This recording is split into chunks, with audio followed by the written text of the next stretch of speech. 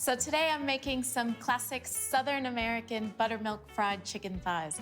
To counteract the naughtiness of the fried chicken, I'm serving that with a big healthy salad. Okay, so first step in making our buttermilk marinade is adding buttermilk to a bowl. And then we're just gonna add lots of delicious, highly flavored things. So some chopped rosemary, onion flakes, garlic powder, smoked paprika, and some sweet paprika. I like to add a little bit of pickled jalapeno juice. We're gonna add some pickled jalapeno in with our dressing, so it's a way to use both. I'll give that a little whisk. So last thing to add into our marinade is a good pinch of salt, black pepper, and white pepper. So all that's left to do here is add in our chicken thighs and leave them in there for, I'd say, at least 3 hours, but you could do this overnight because that's the amount of time it takes for the buttermilk to do its thing.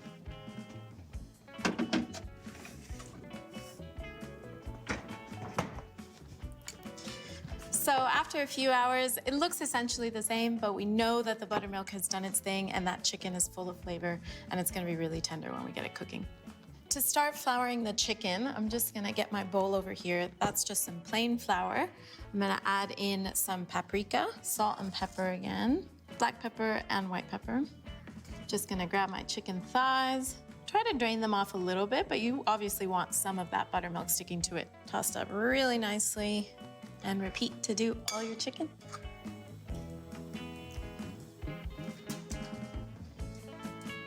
On to making the dressing now.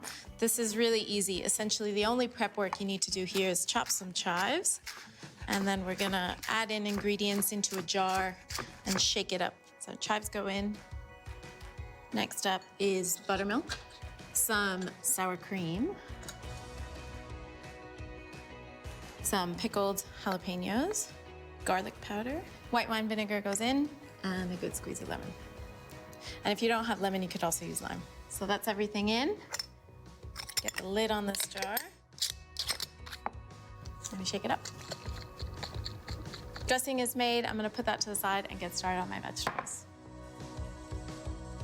I'll start off with some iceberg lettuce. I love iceberg. It's got such great crunch. And then I'll cut this head into quarters. Next are some tomatoes. Want some nice thick slices here. You just want to add lots of different textures and colors, make it look really appetizing. I'm gonna slice up some jalapeno. This is optional if you don't like the spice.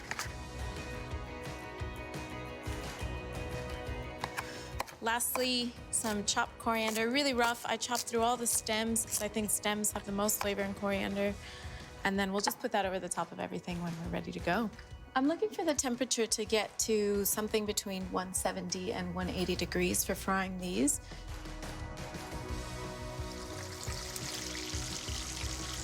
When you're frying something, whether it be crumbed or dredged in flour like I've done, take it out of the oil and pop it onto a rack on top of a tray to drain the oil. Don't put it onto a paper towel because that's how the chicken will come out soggy. That looks sensational if I do say so myself. It's crispy, it's golden. All that's left to do now is put it onto my salad and dress it. You can actually hear how crispy it is. And that is buttermilk fried chicken.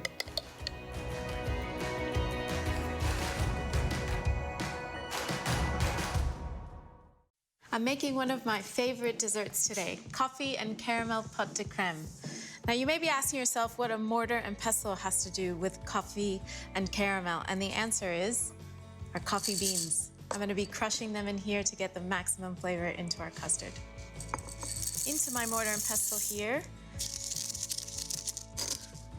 So it's pretty coarse, but that is the consistency that you're looking for. Just something big enough that it's not gonna pass through your sieve, but you're still gonna get most of the flavor out. We're gonna take this over to the stove with our sugar, which we're gonna turn into caramel. It's heating up. Wait for it to get some color around the edges. At that point, you can stir your spoon around to make it melt and caramelize evenly. When that sugar has turned that deep amber color, we're gonna turn our stove off. We're gonna grab our cream, and now this is where you have to be a bit careful. You wanna stand back a little bit, pour in the cream, let it bubble away. It'll start to calm down, and then we'll go in with our milk. Lastly, the coffee beans. Give it a stir. So essentially think of this like making coffee in this cream and milk now. And pop the lid on for 5 minutes to infuse.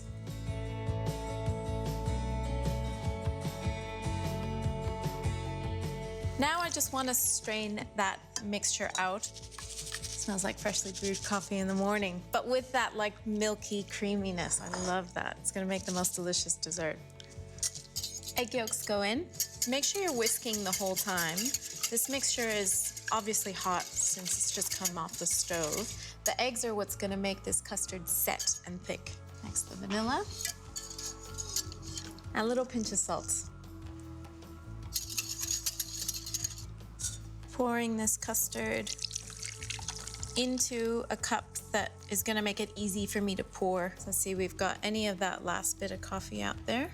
We're gonna cook this bain-marie style, which just means inside a tray in some hot simmering water. I like to bake this coffee custard in some coffee cups and then pour the custard in.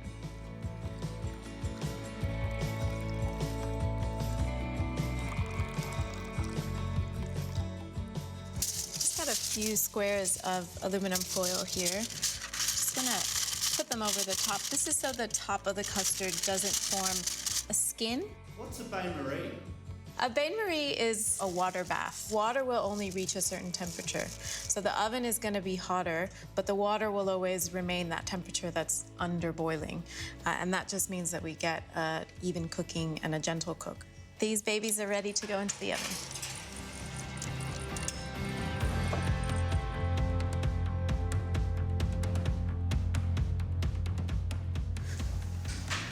I've baked these at 150, a pretty low temperature, which is good for custards.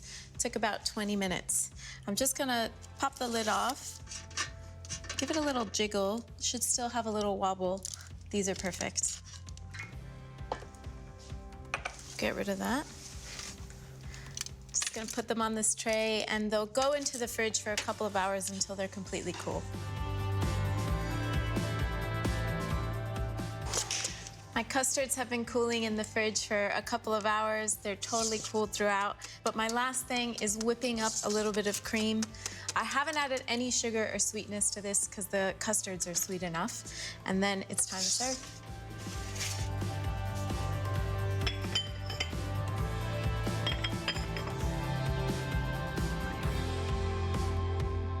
It's my coffee and caramel pâte de crème. Okay, so today I'm making an Australian classic, the chicken parmesan. It's popular here, but it's also popular in the US where I'm from, and I'm gonna show you my version. I'm gonna make something first called a giardiniera pickle, which just means from the garden. We're gonna add in some apple cider vinegar, some water, and then here I've got some salt, sugar, dried oregano, a jalapeno, and some garlic cloves. I'm gonna take that over to the stove, bring it to the boil, and pour it over my vegetables. Okay, so starting off the tomato sauce, like many things, you start off with olive oil, onions, and garlic. We're gonna let that get soft and sweet. But we're gonna cook this on a low, medium heat because we don't want to rush this part. Pinch of salt goes in. Okay, the onions and the garlic are looking really good. They smell amazing. I'm gonna get the andouille and the tomato paste. I'll just take a little bit of this andouille because that is pretty spicy, and all that tomato paste. Next step is some white wine. Just deglaze a little bit, let the alcohol cook off, and then we'll go in with 1 tin of tomato pulp. And like my grandmother always did, I'll rinse that out with some water and tip it in. Don't waste anything. Next, a little bit of salt. We'll turn that up so that it simmers and then turn it down and cook it for about 10-15 minutes while we prepare the chicken. So my pickle liquor's just come to the boil. I'm gonna pour it over my vegetables here.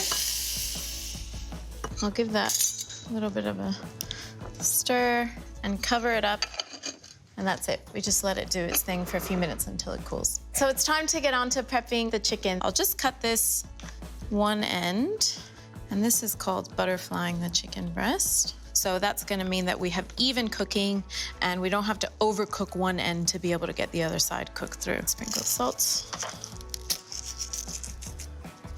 And I've got 2 sheets of baking paper here. I'm just gonna put them onto that. And then using a rolling pin or the bottom of a frying pan or a mallet, whatever you have, we're just gonna give that a few little taps to get it even. You're not trying to get it super thin or anything. You just want evenness all the way through. All right, I think that looks pretty good. And then next step is just a classic 3-step breading process. Use a little wooden bamboo skewer to lift up the chicken so you don't have to keep getting your hands dirty. So flour into the egg, flip it over, and then finally into the panko. And really press that in there so that it sticks. And I'll just repeat with the other one. So now I'm just gonna wash my hands, get the stove on, and get frying. Okay, so we're gonna be frying in a little bit of grapeseed oil, but you could use canola or rice bran, whatever you have that's kind of neutral. I can see that it's browning on the edges. Oh, gorgeous. I'm gonna take that out. So if you put it on a rack, it'll stay crispy longer. So one last step with our tomato sauce. I'm adding the basil in now so that it retains a little bit of that freshness we all love in basil. And then I'm gonna blend everything up and we're ready to assemble our chicken parmies. The mozzarella on top. I'm gonna take that now, put it into the oven, 190 degrees, until it's melted and bubbly, which should be about 5 to 10 minutes. Wow, that looks amazing. So I'll just take it off this rack here, and I'm just gonna plate it up directly onto here. So we'll put some of those delicious, sharp, piquant pickles all around. Everyone loves a good bit of Parmesan. Some fresh basil, and that is it. That is chicken parmy. I'm gonna show you how to make one of the simplest things, some buttery scrambled eggs. 6 eggs into a bowl, which is a really generous amount for 2 people. I'm whisking it really vigorously because I don't want to see any of that separated white cooking in the yolks. This just gives us a really nice, soft, gentle, velvety texture. Okay, so we're gonna start cooking our eggs. I set my stove at something between low and medium. You don't want the eggs to sizzle as you put them in. And then a good healthy amount of butter. Okay, so this is the crucial moment of the eggs. Once your butter has coated the bottom, you wanna push it right to the center there. We're just gonna let that butter just gently melt.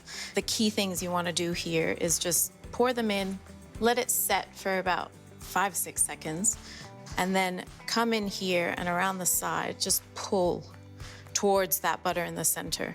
That's gonna create these really beautiful, velvety kind of folds, as I like to call them. You don't want them to be completely cooked. You still want some of that runniness because they're gonna keep cooking. So just as that butter's melting, we're gonna take it off. Now, I once worked as a breakfast cook, and I can tell you I've made a lot of eggs this way, and people always love them. So then all we have to do is finish them. Now you can season your egg mix when you're whisking it up. I prefer to season my eggs at the end. Black pepper, lots of those delicious chives, which I love. And that's my scrambled eggs with butter and chives. Today, I'm sharing one of my family recipes with you, and I'm so excited that I can do that. I'm gonna be making pescado encocado with tostones. That is fish cooked in a coconut sauce that has the traditional sofrito base and some crispy plantain fritters on the side.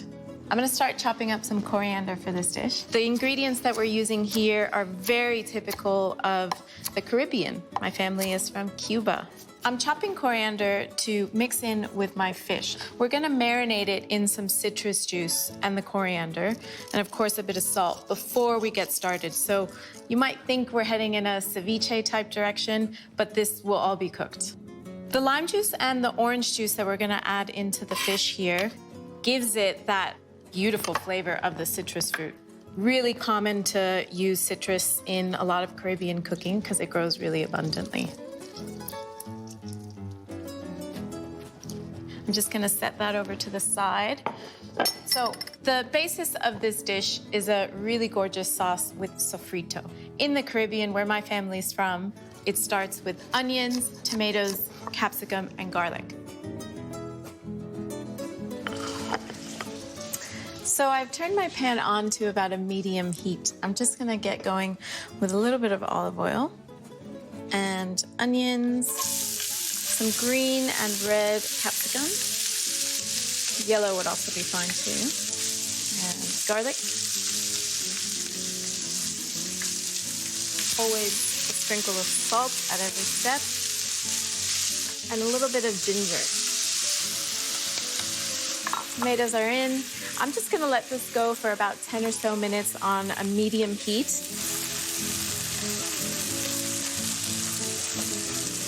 Sofrito's been cooking for about 10 minutes and it's looking concentrated, soft, and sweet. So next steps are a bit of tomato paste and some spices. I'm using a bit of chili flake. You don't have to use that, but definitely some ground cumin and some ground allspice. I just want to let those spices and that chili simmer in here for about a minute before I add in our coconut milk.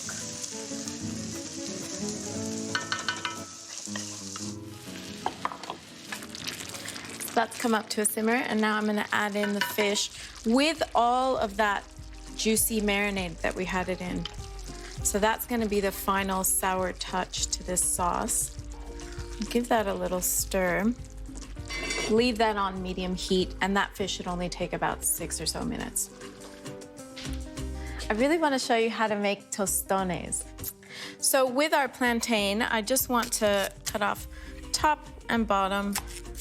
And these skins, because it's so starchy, actually don't come off quite easily. So you just want to take a paring knife and run it down there to remove as much of that skin as you can. A size like this, you probably want to cut it into about 3 pieces. So it's a lot like cooking French fries. We're gonna cook this at a lower temperature heat in some olive oil, and then we're gonna bring them back and the fun part where we smash them.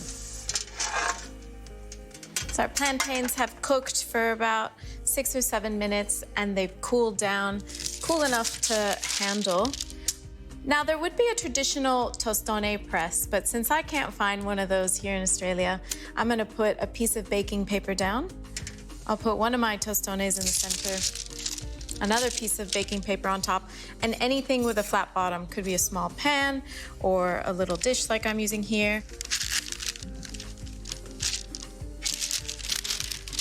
And that is what tostones look like. I can see that our oil is just about ready for us. We're gonna fry them the second time at a higher heat to get them nice and crispy.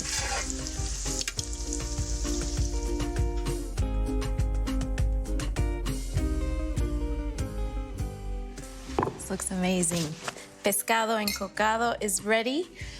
I love serving this with some steamed white rice. Very traditional. Last thing is to put those tostones all around. Make sure you make lots of those. Everyone will want them. A little bit of fresh coriander over the top. Pescado encocado with tostones. So today we're gonna do a little bit of a competition. It's the light meat versus the dark meat. But I'm gonna show you 2 ways to prepare both that I think everyone's gonna love. I'm gonna start with the chicken drumstick bake.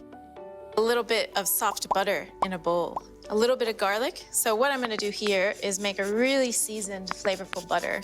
Next in, I'm gonna grate some lemon zest, a little bit of dried thyme. Finally chopping up some parsley here. So in we go. Actually, can't forget the salt, little pinch of salt. And then just with a fork, mash that up. Now it's time to get that underneath the skin of the chicken. So I'm just gonna season this chicken drumstick pretty liberally. So this is something that you will wanna use your hands for. You just have to get in there, run your finger through it to create a little bit of a pocket, and then take some of that delicious butter and put it underneath there. And then just repeat and do it with the rest.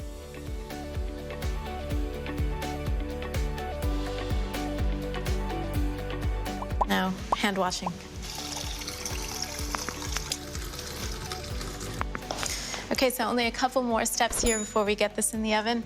I'm gonna sprinkle this with a little bit of flour and toss it all over, which helps us to get a crispy, crunchy crust on these when they come out of the oven. Toss them around. So we're gonna put them into our roasting tray here. You want something with a little bit of depth so that the juices that come out, you can use them to baste the chicken with. And make sure you put that little pocket of butter side up so that as these bake, that butter kind of melts and bastes the chicken as it cooks. Then we're gonna put in some cherry tomatoes, which I love.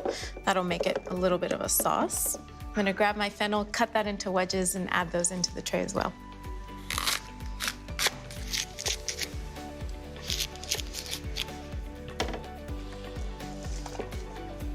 So then I've just got some whole little baby eschalots here. If you have bigger ones, just cut them into quarters. And those go in. Our lemon that we've zested, just cut it into slices. I'll just pop all of that in and around. Nice big glug of olive oil over the top of everything. More of that dried thyme. A little extra bit of salt on the veggies and some black pepper. Now the last thing I'm gonna add in here is some dried vermouth. It's not just for martinis, it's great for cooking. I keep it in the fridge so that it's fresh for me. And then we're ready to put this into the oven for about an hour. So while that's cooking, I'm gonna get started on prepping the chicken paillard. So I've got my chicken breast here. Paillard just means really, really thin. So I'm gonna get this onto my chopping board and I'm gonna butterfly it, which just means cutting it straight through that thick part there. And that is a butterflied chicken breast. Easy, right? So I've kept them attached there just at the bottom, but if you go too far and cut all the way through, it doesn't matter. You'll just end up with 4 pieces instead of 2. Next, I'm gonna put them onto some baking paper. So 2 pieces of baking paper, a good rolling pin or a mallet, whatever you have. And just give it a tap.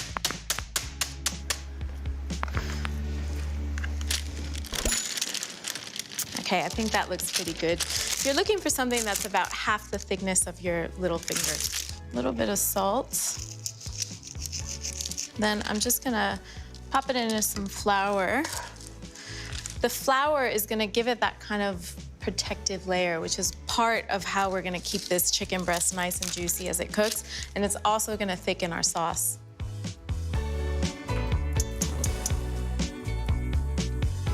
Okay, so a nice amount of olive oil in the pan. Okay, so it's time to add in the chicken. I'm just gonna shake off as much of that flour as I can and then get that into our hot pan. So this takes literal minutes to cook. It's like 1.5 minutes on each side. We're gonna take it out of the pan and then start building our sauce in the pan. Okay, I'm gonna give it a flip. You see it's nice and golden brown on the one side. And then it's just like another minute, minute and a half on the other side, and we'll take it out. Okay, so I'm gonna take that out onto a tray that's nearby.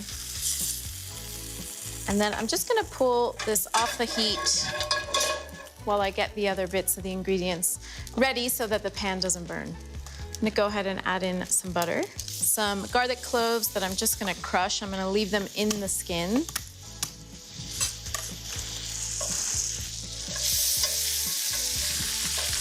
Oh, it smells so good. Pop that back on the heat. At this stage, we're just trying to get that butter a little bit browned. I'm gonna grab my capers, give them a really rough chop, pop them in, and then sage.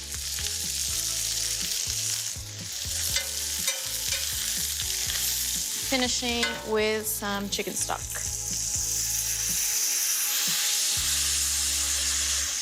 So here you want to scrape off any of those bits that may have stuck to the pan, because that's where all that delicious flavor is. Get a lemon.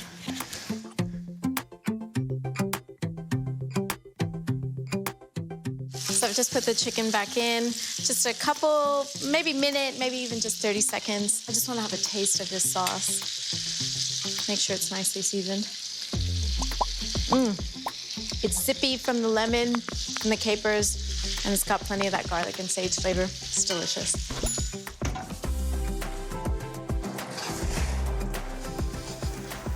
That looks great. Just gonna plate up this chicken paillard. Ooh, it's gonna be tough to pick which one I like best. We've got the dark meat over here, our chicken drumsticks with fennel, lemon, and tomato, tray bake. And then over here, we've got chicken paillard with garlic, sage, and capers. I don't know which one's gonna win. I love them both. I hope you like them too. Now, when it comes to cakes, this one's pretty tough to beat. This is my ruby red grapefruit upside down cake. With my grapefruit here, I've just trimmed off the top and the bottom.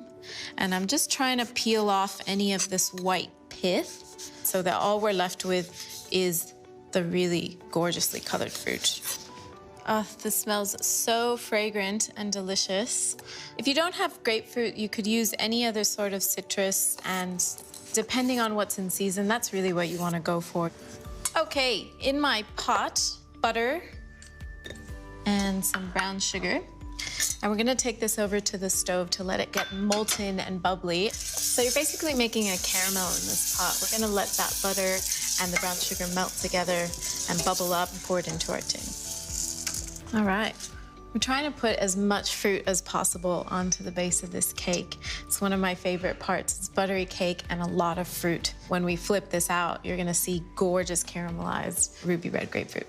That's the grapefruit in. I'm gonna give my hands a wash, and then we're gonna get on to making the cake batter. So to make our cake batter, we're gonna start with a mixer here. I'm gonna add in some room temperature butter into a mixer fitted with a paddle attachment. It's really important that your butter be at room temperature to get that nice creamy aerated texture that you need. Sugar in, mixer down, and we'll turn that on to cream. You want to mix your butter and sugar together for at least 5 to 6 minutes. It may seem like too long, but that is how long you need to get that aerated, light texture. You can see it's lightened up considerably in color, and we'll get the rest of the ingredients in here. I'm gonna separate the eggs as well, because I'm gonna add in the egg yolks, but I want to whip my egg whites. That's another way that we get lightness into this deliciously buttery cake. Into my egg yolks, I'm gonna add a little bit of Cointreau, which is an orange liqueur. If you don't have it, it's optional, but I think it adds a real nice depth. A little bit of vanilla bean paste. And I'll just grab our milk, but we're gonna go back to our mixer, pop that down. I'll turn it on and then add in the egg yolks. Just gonna mix my dry ingredients now. Got plain flour, baking powder, bicarb, and a little pinch of salt. Mix that up. Add in about half of that. Mix it on low so you don't get flour everywhere.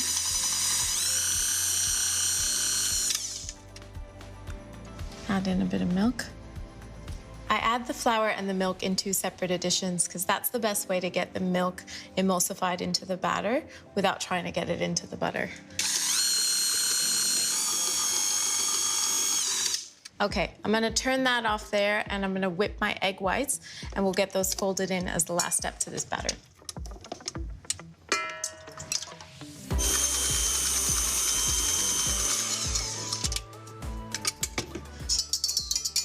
So I'm adding in half of that egg white. I'll just get that incorporated. And once it's a little bit looser, we'll go about gently folding in the rest of the egg white to maintain that lightness. You just drag your spatula through the center of the bowl and then bring it around. Just get every last bit of that batter on there. And then use your spatula to spread it around to the edges. And then we're just gonna put it in the oven.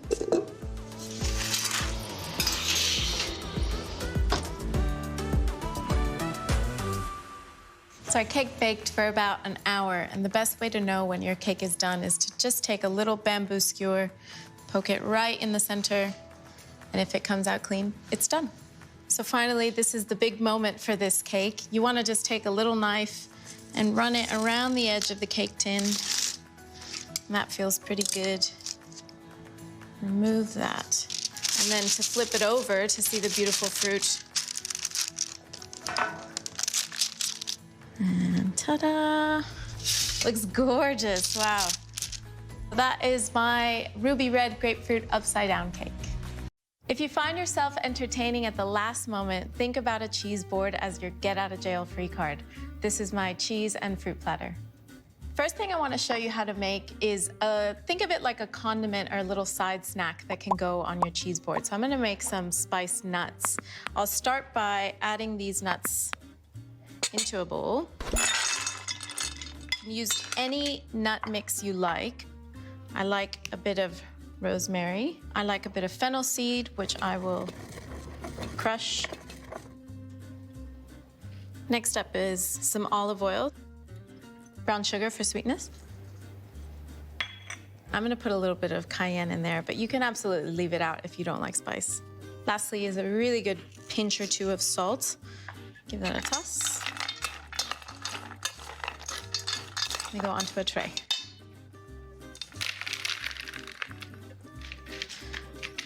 And they go into 180-degree oven for about 6 minutes. Next step is to decide what we're gonna assemble our cheese plate on. So I love this really rough and rustic looking board. And then from there, we start with layering the cheeses because they are the star of the plate. I'm gonna start off with Gorgonzola Dolce, which is a really beautiful blue cheese from Italy. I've got a lovely little jar there of our honey. My next couple of cheeses are some cheddars, which are a harder style cheese, but you could find cheddar from almost anywhere. And also keeping your cheese at room temperature, taking it out of the fridge about an hour or so before you want to serve it. That is crucial to be able to taste all of those amazing flavors in the cheese. Something I like to do with a harder style of cheese, like a red cheddar that we have here, is slice it or crumble it before my guests arrive. That just makes it easier and it's a little less intimidating for your guests. They can just come over and grab a piece of cheese and carry on with conversation.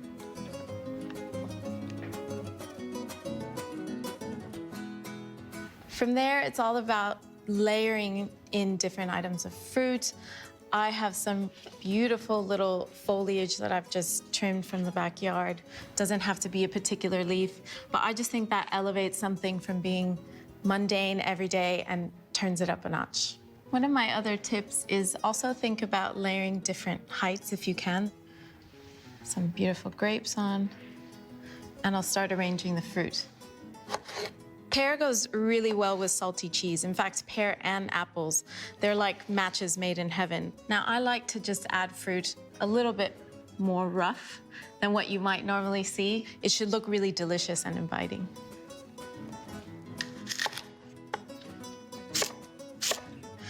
And then I love seeing that skin of the apple. It's just such a beautiful color, so I'm gonna put that right up in front.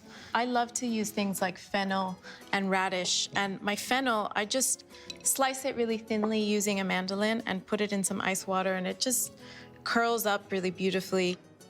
A little piece right there. And I think our nuts are ready.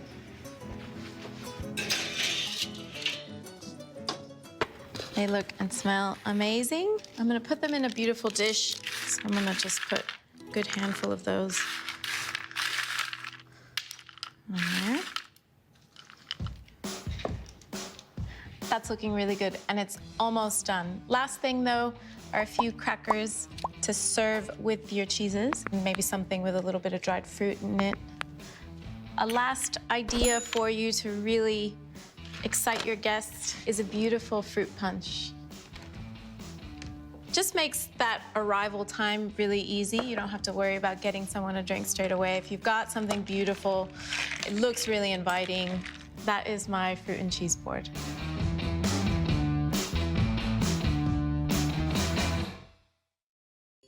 Let's get things started with my charmoula marinated chicken skewers with brown butter and saffron couscous.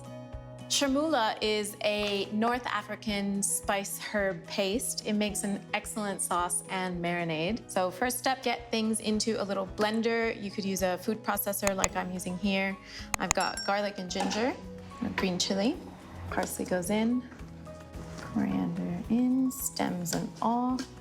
Lime juice and olive oil, and we'll blitz it up.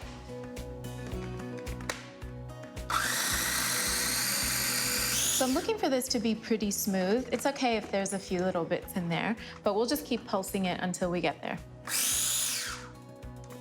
I'll just get that right into the bowl that I'm gonna marinate the chicken in.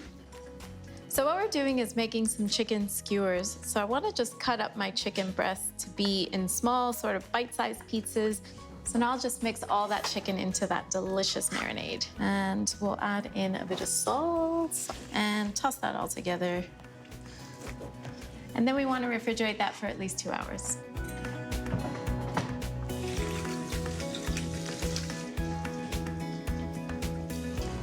Chicken's been marinating for a couple hours. It looks and smells delicious. I want to get my couscous started because once I do all this, it comes together in minutes. Turn on a little burner. I'll add in some chicken stock and some aromatics. So I'm going to put some coriander seeds, star anise, a cinnamon stick, and saffron, which is gonna give it beautiful color and flavor. So that's gonna come up to the boil. I'll just get my couscous into the final landing place in a pot with a good fitting lid. While that stuff is going on, I'm gonna get my chickens skewered. All this involves is putting a few pieces onto one of these and grilling them to get some nice char marks. Danielle, why is it important to marinate the chicken? Good marinade adds seasoning, it can tenderize. It's something that I think chicken breast especially really needs. Grill pan is hot. I'm gonna give it a little drizzle of oil. I wanna hear that sizzle.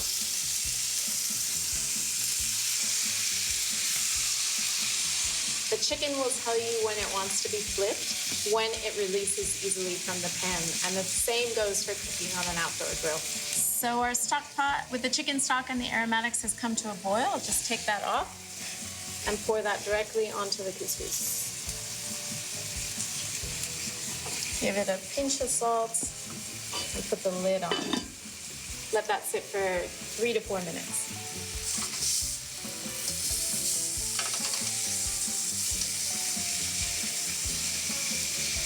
And in the same pot, so we can cut down on the amount of pots we're using, I'm gonna brown the butter and toast the almonds.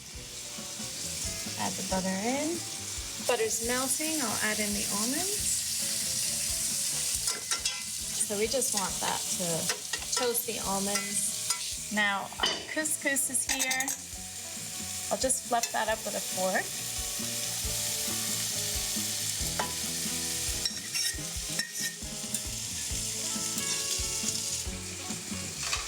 All up, that probably took about 8 or so minutes. I'm gonna just take them off, put them to the side, and let them rest. It's always important when you're cooking meat, especially something lean like a chicken breast, that you let it rest. Last thing I'm gonna do is pickle some red onion and lime juice, which is gonna be that thing that just gives us that bright note at the end of the dish.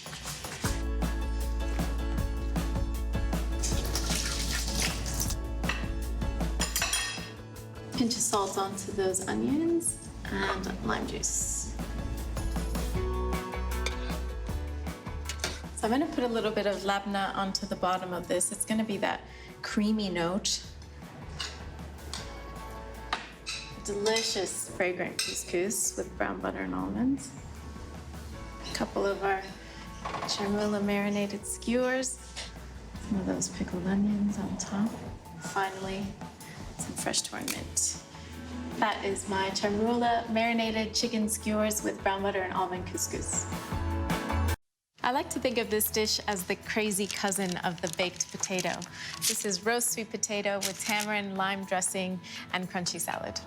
I really love working with sweet potatoes because they're a really hearty component to the meal, and especially when I'm thinking about what is a vegetarian dish that could act as a main course. I think sweet potatoes are a really great place to start.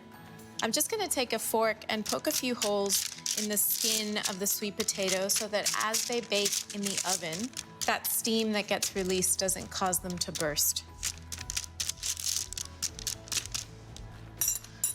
gonna drizzle them with a little bit of oil, just enough to coat the skin, and a sprinkle of salt. Rub that all over. So these go into the oven for about an hour and a bit until they're completely soft. While those sweet potatoes are roasting, we're gonna put together the tamarind dressing. So tamarind is a bit of an unusual fruit. It's native to Africa, but found in a lot of other regions. It's used for its sour characteristics, which I think work really well with a sweet potato. Next up to go in, some ground cumin. I use honey in here to balance a lot of that sourness that we get from the tamarind. And a pinch of cayenne. You can use as much or as little as you like for a little bit of heat. A good squeeze of lime. So you can see we've added a lot of really punchy elements into this dressing, the lime juice, the tamarind, and the honey, so you don't need a lot of it. It's just 1 spoonful on top of each potato. Now I'll get on to chopping up the ingredients for my salad. With the cucumber, I like to do this with my eggplants, but I sort of half peel them. It's a way to get a bit of the skin and the color, but not too much so that it still is delicate when you chew it. Just gonna dice those up. Put those into a bowl. Same with the radish. Last thing to cut up is the jalapeno. You can leave it out entirely if you don't want any spice. That goes in with the red onion, and in with our toasted peanuts. And if you're allergic to peanuts, you can use cashews in their place. I'm gonna take the remainder of that lime, squeeze it over the top, add a pinch of salt, and a drizzle of